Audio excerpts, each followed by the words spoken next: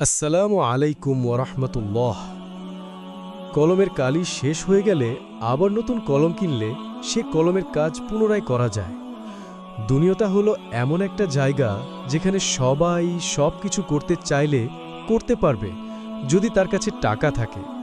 এখন তো অনেক মেয়েদেরও দেখা যায় প্লাস্টিক সার্জারি করে নিজের চেহারার পরিবর্তন করতে, মানে চেহারাকে আগের চেয়ে আরও সুন্দর করতে চেষ্টা।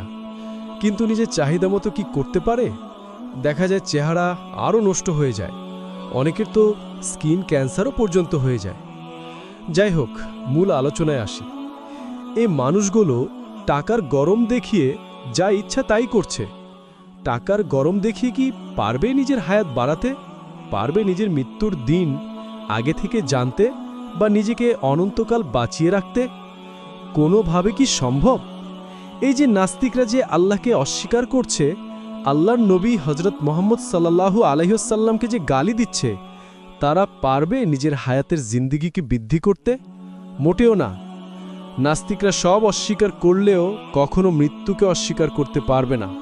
মৃত্যু এমন একটা ঘটনা যা সবার ক্ষেত্রেই হবে, হোক সে মুসলমান, হিন্দু, বৌদ্ধ, খ্রিস্টান বা অবিশ্বাসী বা সংশয়বাদী। যাই হোক না কেন, মৃত্যুর স্বাদ গ্রহণ করতেই হবে। আর মৃত্যুর পরের জীবনে যদি নাস্তিকরা দেখে যে মুসলমানরা যা বলতো, কোরআনের বাণী আল্লাহ রাসূল সাল্লাল্লাহু আলাইহিওয়াসাল্লাম যা বলেছেন সব সত্য, তখন নাস্তিকদের কি অবস্থা হবে? এটার উত্তর কি কোনো নাস্তিক দিতে পারবে? কোনো নাস্তিক কি 100% শিওর যে মৃত্যুর পর তার কবরের আযাব হবে না? মন কি বলে? আসলে মন বলে যে মুসলমানরা যা বলে সবই সত্য, মৃত্যুর পরও আসলে অনন্তকালের একটা জগৎ আছে। কিন্তু নাস্তিকরা বিষয়গুলো মানে না, শুধুমাত্র নিজের আত্ম অহংকারের জন্য, ইগোর জন্য। আর নিজের আত্ম অহংকার বা ইগোর জন্যই নাস্তিকরা নাস্তিক রয়ে যায়। এরা নিজের মত বা দর্শনকে আদর্শ মত বা দর্শন হিসেবে প্রতিষ্ঠিত করতে চায়, কিন্তু ভেতরে ভেতরে ঠিকই বিশ্বাস করে আসলে মুসলমানরা যা বলে, আল্লাহর কোরআনে যে লেখা আছে তা আসলেই সত্য। কিন্তু ফেরাউনের মতো নিজের আমিত্বের প্রচার করে তো। তাই নিজের আত্মসম্মান বোধের কথা চিন্তা করে নিজের মতের উপরই অটল থাকে। আর এখানেই নাস্তিকরা হেরে যায়। কারণ আমরা বিশ্বাস করি মৃত্যুর পর থেকেই তাদের চরম কঠিন অধ্যায় শুরু হয়, যে অধ্যায়ের কোনো শেষ নেই। আর মৃত্যুর পরের অধ্যায়কে ভয় পাই বলেই এই ইস্যুটাকে এরা সবসময় ইগনোর করে।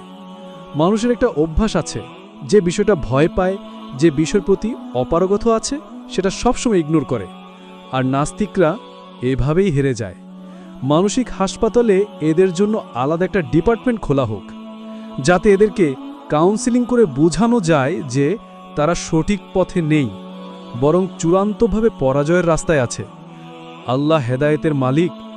আল্লাহর বান্দা হিসাবে, নবী করিম সাল্লাল্লাহু আলাইহিওয়াসাল্লামের উম্মত হিসাবে আমাদের কাজ হচ্ছে দাওয়াত চালিয়ে যাওয়া। কবুলের মালিক আল্লাহ তাআলা।